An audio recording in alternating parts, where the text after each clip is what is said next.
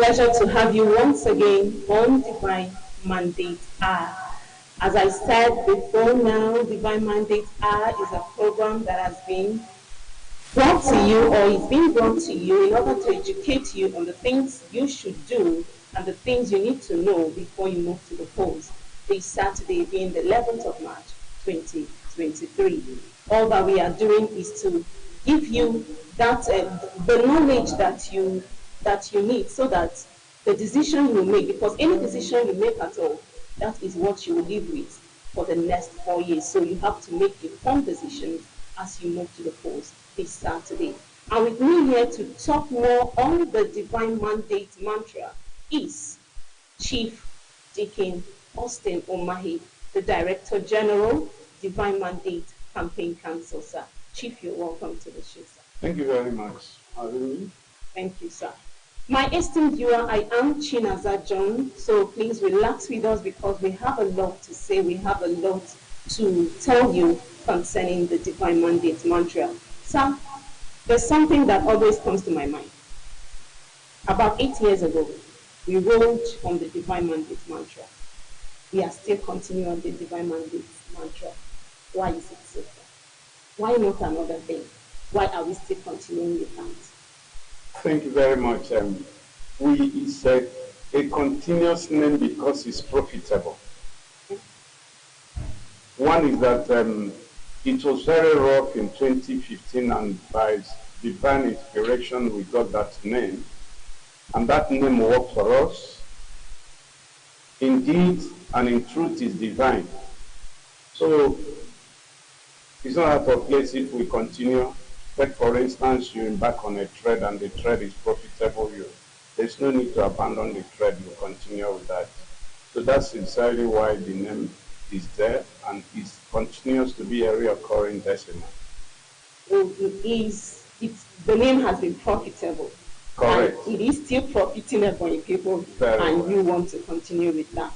Yes, the Divine Mandate Council, they did their rallies to the 13 local government areas. They've also carried their rallies to the various wards scattered all over Ebonyi State. What was the experience like? What was the outcome like? From your assessment, how can you assess the outcome of the various rallies in all the local government areas and different wards in Ebonyi State? One is that with that, or rather the rallies we embarked on, we saw that the Ebonyi people are very appreciative. We saw that the Ebonyi people are people that are excited with the great transformation that they witnessed in the past 8 years, that has put Ebonyi State in the map of the world, that has put Ebonyi State in the map of Nigeria. There was an overwhelming reception. Forget about the few that wants money to be shared, and then the Ebonyi State will continue to remain a downtrodden state. But with our experience in all over the 13 local governments and 171 wards, we saw overwhelming joy. And we saw, yes, indeed, the transformation is not theoretical. It is something that is practical, it's something that we saw, it's something that we are excited, and it's something that we are proud of. Okay. Yes, it is something that is theoretical and something that we are proud of because of the infrastructures that the state government has already put on ground. Yes, you said it concerning the Divine Mandate mantra. There is another thing that the Divine Mandate is also riding on, that policy of equity. Some people said we didn't discuss that or we didn't write it down. Why is that equity so important in this project? Yeah, equity is a global term. What is equitable in Nigeria is equitable in America, it's equitable in UK. And it is very, very important because Ebonyi State is on a tripod stand. And the tripod stand is Ebonyi North, Ebonyi Central, Ebonyi South. When the democracy started in Ebonyi State as a newly created state, it started with the North and then moved to Central and now presently in the South. equitably, justifiably, fairly, it should start from the north for posterity. And that's what we're preaching. Because we don't want to leave crisis in this state. We don't want to leave disharmony and discordant voice. So that is why there is need for everyone to embrace the importance of equity. And it is not accidental discharge. It is, Ebonyi State is configured in such a way that if you don't respect this equity, you throw the Ebonyi State into chaos, and then it can never be the same again. So the importance of equity in Ebonyi State politics cannot be overemphasized. Incidentally, when the leadership of the party and the leadership of government, His Excellency Chief David Nweza constituted a zoning committee, I was the chairman of the zoning committee, and we toured around the whole state, and then we were able to get memorandum from people, from associations, from NUT, from NUJ, from everybody, all shades of people. And we collected and then we did our analysis. And at the end of the day, it was zoned to the north. Naturally, it should go to the north. But we wanted to do something that is very transparent, something that can be historic, something that people can emulate. Because Ebonyi State, as the name is called, salt of the nation, it has come to give saltness, not only to the people of Ebonyi State, but to the whole nation. And the sport that saltness is to take a good example of what we are doing, to take a good example of transparency, fairness, equity, justice. And that's exactly what we are emphasizing, that equity should be allowed to play out even in this coming 11th of March governorship and House of Assembly election. Thank you very much. Then, if that is so, do you think that equity, let me use the word zoning, has any place in a democratic setting? Of what importance is that equity of zoning in any democratic setting? Well, it is very, very important. Yes, in democracy they say the majority have their way, the minority have their say. And it is not always very, very good. If you are created small, it is divine. If you are created big, it is divine. I want to use this opportunity to appreciate the Abakaliki block. I'm from the south. If Umuekumenyi decides not to allow power shift, what is happening in Benue State will remain. And then what's happening in Benue State? Tiefman has been the governor of Benue State from inception 1999. Umuekumenyi can apply it. But is it good? No. Is it democratic? We are saying no. When it was the turn of the South, the same Umuekumenyi rallied around the present governor and said no. Let there be equity, let there be fairness. And even they rejected their son, Adam, who was contesting them, and voted in mass to the present governor, who has done tremendously very well, who has lifted Ebonyi very, very high, who has given a name to Ebonyi South, and has given a name to Ebonyi as a state. So, is it democratic? The answer is yes. Is it fair? The answer is yes. Is it what should be obtainable for peace and good cohesion in a state like our state? The answer is yes. Okay, sir. There is this school of thought that says the person that, if you're sharing something, the person that picked last can also be the person to pick first if you start all over again. And that is what some people are riding on to bring up other candidates from other zones in the state. What is your take on that? Why is it necessary that it should be from the north this time around? That is Confucianist approach or theory. In the real sense of it, take for instance what is happening. Along somebody from Isu is contesting. How will it look like? Somebody from Uburu in Ohosa, the same Ohosa local government, finishes 29th of May. 2023 and hands over to the next door neighbor, how does it look like? We are not yet civilized. We have not yet come of age for that kind of democracy.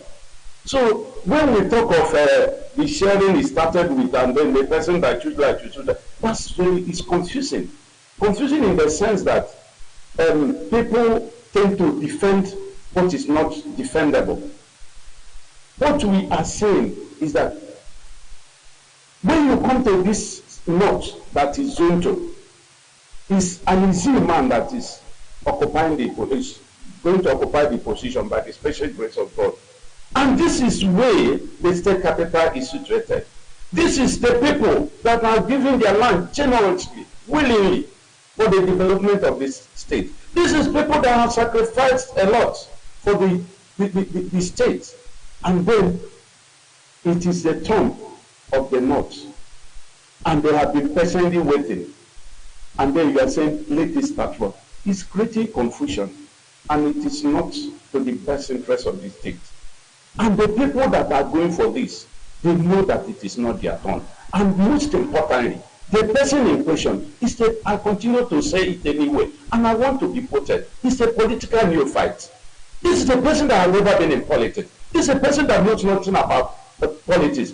This is a person that doesn't even understand the terrain, political terrain, or the political compass of the state. Everything is not about money. So we should be able to approach issues in such a way that we leave a legacy, we leave a peaceful legacy to our posterity. And that's very, very important. You don't just jump to a music that is playing without understanding the rhythm, and then you start dancing up and down.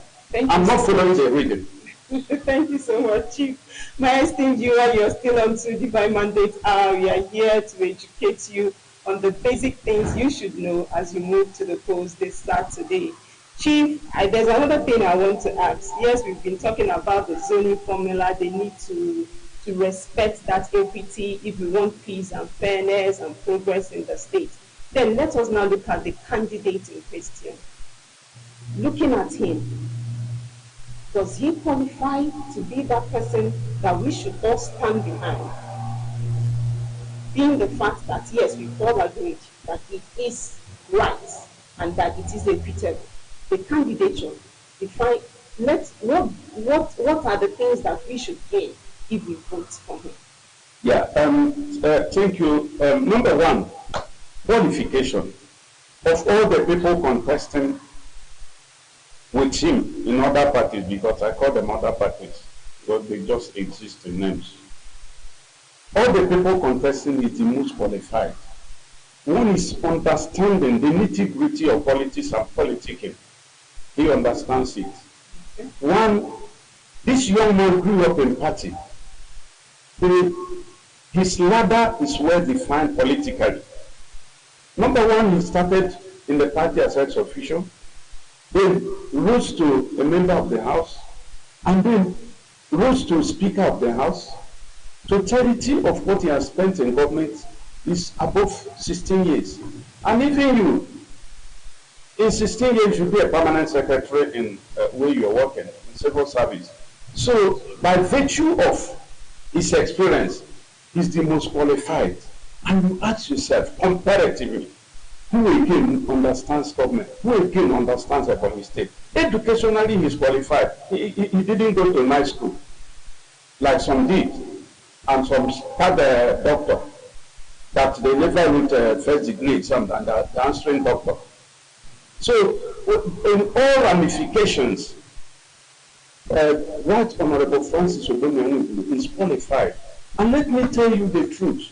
You cannot discuss in isolation the transformational phenomenon that has taken place in Ebonyi State without mentioning the legislative arm. And in truth, there is no way, looking at separation of power, that executive could have done all this without involvement of the legislative arm. And what is the legislature? They continue to make approvals. They continue to checkmate that it's judicious expenditure. And then they continue to monitor. There are like checks on the executive. So we is part and parcel of this transformation if we want to be very, very practicable.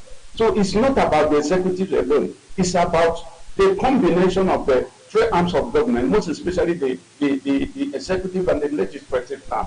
So without the cooperation of the legislative arm, this cannot, all the transformation you are seeing in Ebonyi State couldn't have happened.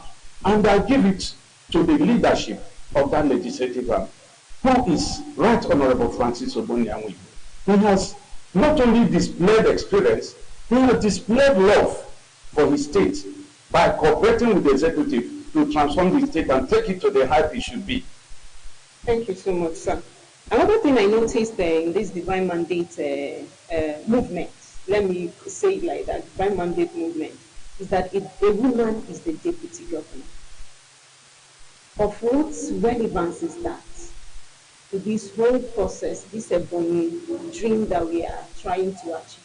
Why did, of all the persons to pick, we are now picking a woman? Can you tell us something about that? I'm so happy that the person asking me is a woman. Yes. And today, women matter so much in every ramification. And I use myself as an example. My daughters, I don't joke with them. I give them better treatment than my boss without apology. Why? Because women rule the world today, whether anybody likes it or not. And come to think of your question, the truth remains that women have been highly relegated, despite the fact that they have the bulk of the vote.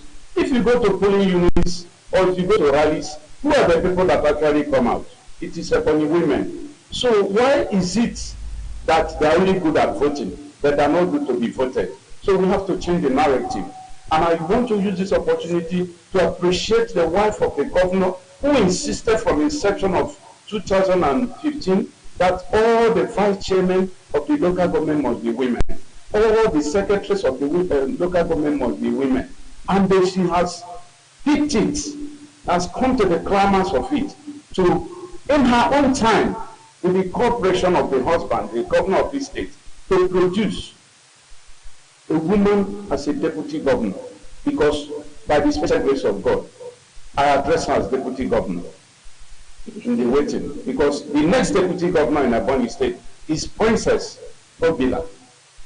So the thing is done to appreciate women, and it's a challenge to women. Are you going to abandon your own? We have given you an opportunity. Can you hold on it? And another thing I want to take it differently is that you can see we are looking at the women angle, we are looking at the youth angle. Engineer Wifu, Right Honorable Wifu is a youth. So combined with women, you can see that the power is shifting to people that you should actually hand the power over, not to continue to say the youth, you are the leaders of tomorrow. Why not start today? Yes, why not start today? And that is what the Divine Mandate Campaign Council, they are saying. Please, as you go to the polls this Saturday, think about women, think about the youth, because that is all what it is all about, and that is what they want you to know. Chief, another thing that just crossed my mind as you were talking, yes, we are talking about continuity, consolidation and continuity, because that's a subtitle under the Divine Mandate 2023. The governor, the present administration promised to industrialize the state. So, as they, if elected, if the Speaker, Honorable Francis Obonyanwe, is eventually elected as the governor of the whole state, will that be actualized, industrializing the state? Because during his rallies, in one of the rallies, he mentioned industrializing the state. How will he achieve that? Yeah, thank you very much. That is the essence of our divine mandate mantra, divine mandate, consolidation and continuity. One is that Right Honorable Francis Obonyanwe is part and parcel of what has taken place in Ebonyi State positively. And therefore, a enabling environment has been created. And what has this enabling environment created? You talk of good road network, You can traverse the 13 local governments in matter of hours. It is a good environmental and a good enabling environment for industrialization.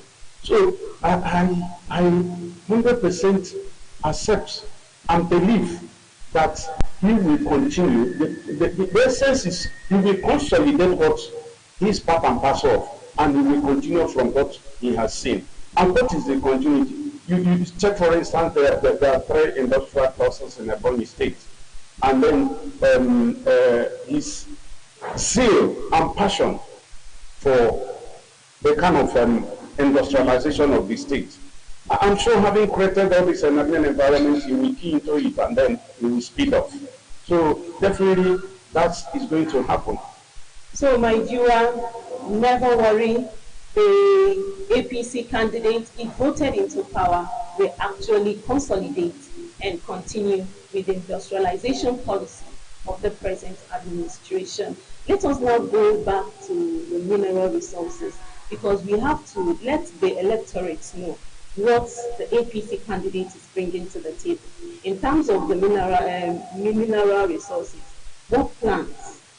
What is he going to do in that sector? Because we have a lot scattered all over the state that, in my own words, I would say they are still not even tapped. They've not been tapped in any way. So how will the APC government harness such potentials to complete the whole state? You see, I must have to sincerely commend and appreciate the present governor of Ebonyi State for his ingenuity, for his doggedness, and then for his determination to change the narrative. What you said is the truth. Ebonyi State solid minerals have not been tapped up to 20%. But one good thing, and it applies, is that when the enabling environment is created, every other thing will follow suit.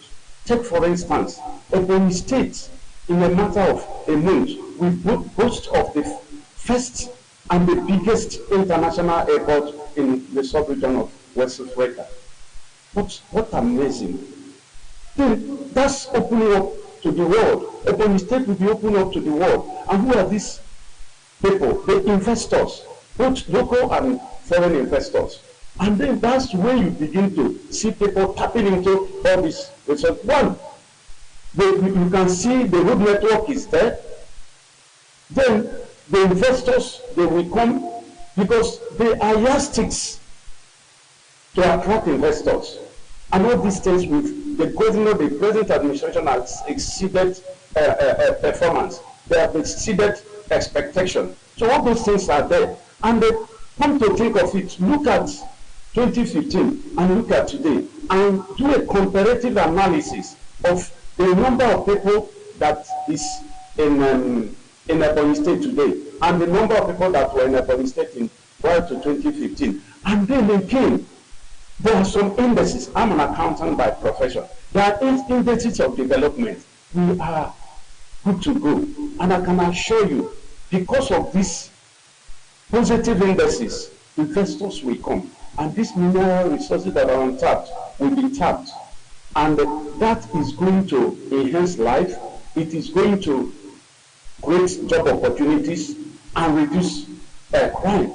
So I can assure you there are so many things that can attest that all these mineral resources will be harnessed maximum. Okay, so while you were talking, you said development can only thrive when there is an enabling environment. Right. And if you look at Ebonyi State for some time now, we've been experiencing some violence, some skirmishes here and there. What is the assurance that the electorates will get from the APC that the security of lives and property will be assured if they elect the APC candidates? Yeah, on the issue of insecurity is a national issue. And today, Ebonyi State stands out to be the most peaceful. What you are seeing, the pockets of insecurity you are seeing, is politically motivated. And the good thing is that the truth is revealing itself. Just few days back, in good traditional, Bola was slaughtered like a goat. In the name of politics, what are we talking about? Whatsoever man soweth he reaps it. So you cannot tag Ebonyi State as a security flashpoint.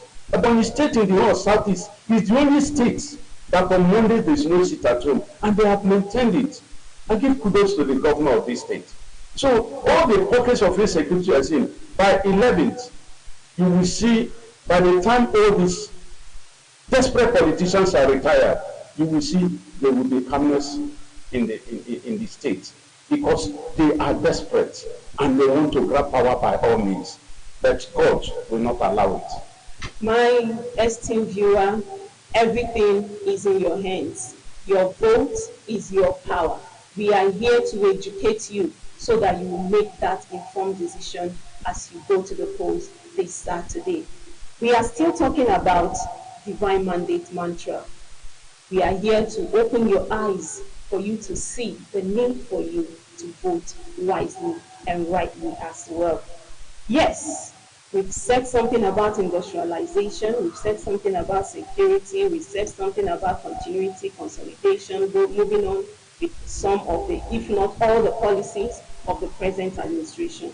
Now, people know politicians as those that they say something and they mean another thing. They say something and they don't fulfill their promises. What assurance do we have that the candidature of Honorable Speaker Francis Ogbonnia he would be a politician that could be distinguished from other politicians?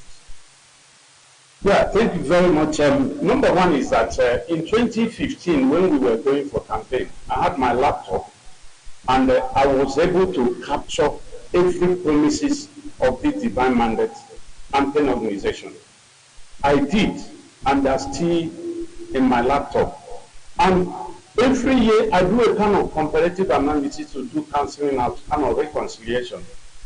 And today I can proudly say that divine mandate has exceeded expectation, because there are so many things that were not promised that are today realities in Ebonyi State. What do I mean? This Right Honorable Francis Ogbonnia is a product of divine mandate. And one thing about this young man is that he can be as blunt as myself. What he cannot do, he does not promise that he can do it. And that is why, even when some people want to box him into promising what he cannot do, he will only tell them the ones that he can do, the ones he cannot do. So I don't see him as a politician, just like I don't see myself as a politician. So he is a very blunt person, and he is somebody that what he says, he means what he says, and he does what he says. And he is a product of divine mandate. And I want to ask you, and I would like you to give your answer. Wow. What can you have been asking me now? Let me ask you. How can you assess divine mandate from 2015 to present, comparing it to Ebonyi State in 2014 downwards? I am the person asking the questions.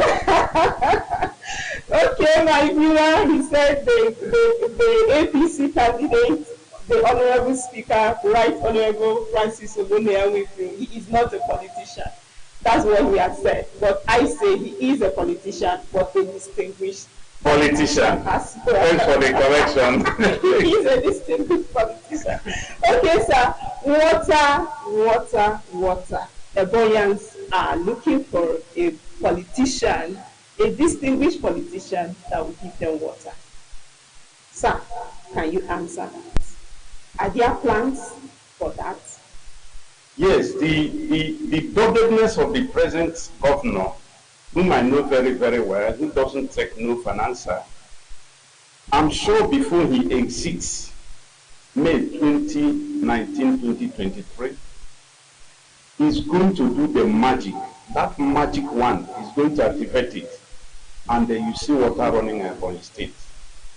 I'm sure, and we all know, there was a time that water was flowing and was unstoppable till some mischief makers went and then started vandalizing the pipes. But that's not an excuse, because when he came on board, he wanted, he made a promise that he wanted to lift up Ebonyi State, and he lives up to expectation. But we have been in a war war of vandals, war of hooligans, war of enemies of progress. Every day they are removing the armored cable, making sure that this light, because they belong to they are children of darkness, they don't want this light. So it is a battle of good and evil, and that's exactly what happened in the water. So that's assurance that the man I know, the man that does not sleep, the man that is determined and resolute and very, very dogged to see Ebonyi State have the best of life, water is going to be one of the things he will leave as a very good legacy. And Ebonyi State will experience unstoppable flow of water before it bows out come May 29th, 2023. Thank you. And that is an assurance coming from an erudite scholar. Relax. Before 29th of May 2023, water will be everywhere. So, sir, things happened on the 25th of March. That was, we all went to the polls, we cast our ballot for our preferred candidates, and of course, candidates have emerged. In fact, right now, at Abuja, the senator-elects and the House of Members-elect will all be giving their certificates of return. In Ebonyi State, things played out in Ebonyi State. I saw some candidates emerge. As in, what assurance or what are you telling the people? Okay, the first question is, are you bothered? Because a lot of people voted for the Labour Party. Are you bothered in the forthcoming election? Before I ask the other question, I want to ask. Well, the issue of the last election, I have to be very frank with you. As a distinguished politician that you gave me, so that I don't lie that I'm not a politician. If the way and manner we played out on 25th of February, 25th of February, yes, February, is highly commendable. Igbos have spoken, the whole Nigeria has spoken, that at least there's a say that says black man has a say. Now Igbo man has a say. So I'm not really bothered over what happened. People voting for Labour. To be out of patriotism, to be out of what we are talking about, fairness, equity and justice. So I blame nobody. And I blame nobody, and I continue to say it. I'm a strong member of APC, and I will remain one till God says otherwise. But the pattern of voting for Labour, I take no offense. People voted their conscience, and you cannot question them. So why should they vote for APC on 11th of March 2023? Very good question. Now, the wave of Obi is over. They have demonstrated that they want an Igbo man as the president. It didn't play out the way of our expectation. That's life. Now, why should they vote for APC? Yes, they should vote for APC for obvious reasons. Now, who transformed this state? This APC government. What was this state before now? It was not Labour Party that transformed. It was not ABGA. It was not them. It is APC government that transformed this state. Just a few days back, 15 billion naira was attracted to Ebonyi State by the present government, and it's approved, and it's going to be a light that once it finishes, it is going to be uninterrupted in the whole of Ebonyi State. That's another way to help industrialization. Who did it? APC. All the flyovers that you are seeing in Ebonyi State, who did it? APC. All the road networks, who did it? APC. Economical Center, APC. The shopping mall, APC. International Airport, APC. The School of Medical Sciences, David Omay's University, APC. So what are we talking about? It is always good to play at to mainstream in politics. When you mainstream in the politics, that's why I called the governor what is this man, Nostradamus of our time. He's the political Nostradamus because he saw it tomorrow. And it is always good in the present political dispensation to mainstream in politics. Because if you isolate yourself and you continue to play your state politics, then you localize yourself, you can attract nothing. So Ebonians have too many reasons. Number one, the president-elect is APC. Number two, and most importantly, APC government have transformed the state beyond human comprehension and are stand to be contradicted. Those ones that are making promises, what have they done before? We don't believe in theoretical promises.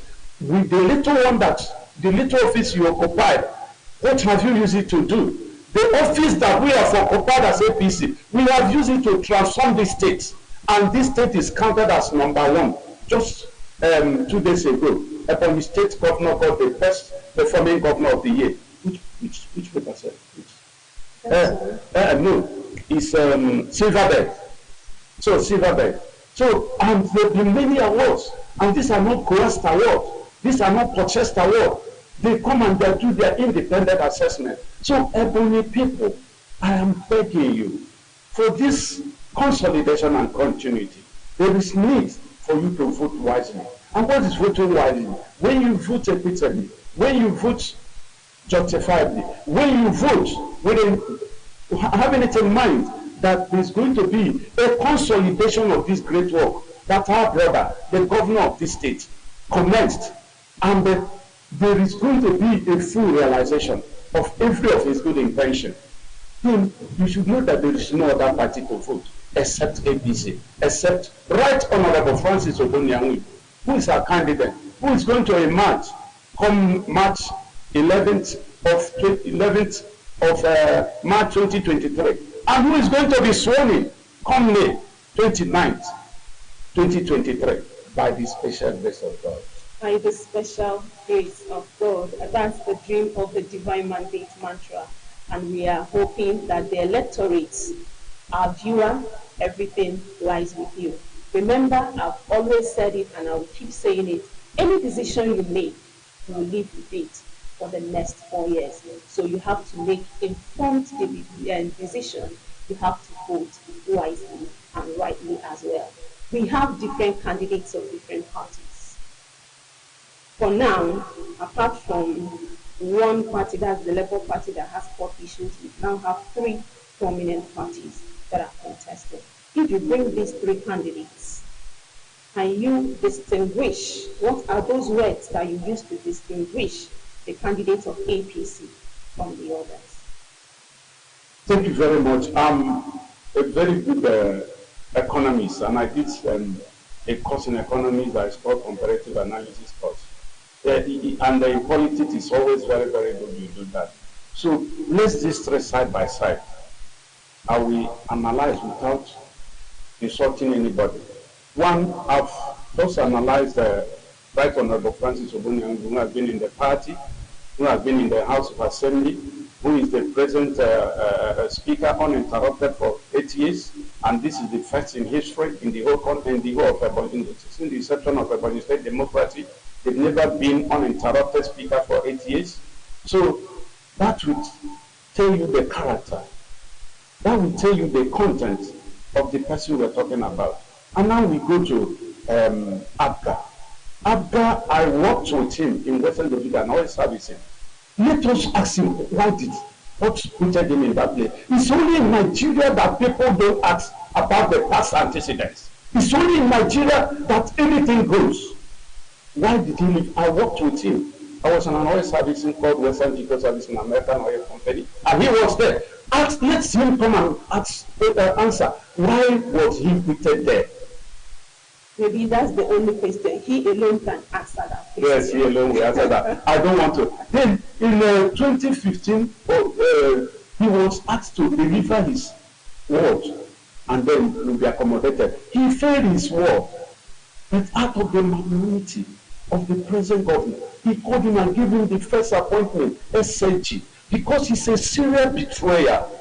He still demonstrated what is in his DNA. I am not surprised because he was my colleague. I don't want to go deeper than that.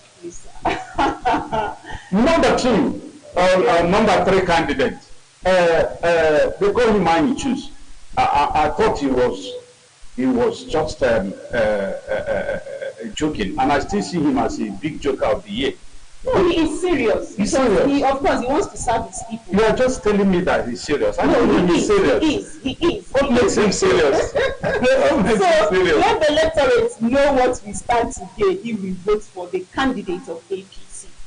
I've said it all. Okay. I've said it all. We stand for You actually asked me to compare the three, and I started making comparisons. Distinguish. I'm not a very good. I'm not very good in English. I thought you asking me to compare. I'm not a very good Liberian. Thank you, and thank you again. Thank you very much. Thank you so much. My esteemed viewer, it's been a wonderful time talking with an erudite scholar, Deacon Chief Austin Omahi, the Director General, Divine Mandate Campaign Council. He has been able to tell us that if you vote APC, you are voting for fairness, you're voting for equity, you're voting for peace, you're voting for industrialization of the state, and you're voting for the progress of the state. So think about all these things as you go to the polls this Saturday to cast your ballots. Divine Mandate will still continue, but for now, we will pause it here. Please vote wisely and vote rightly. Vote for us too. Vote, of course, vote APC. Vote for us, sir. Bye, see you. Thank you.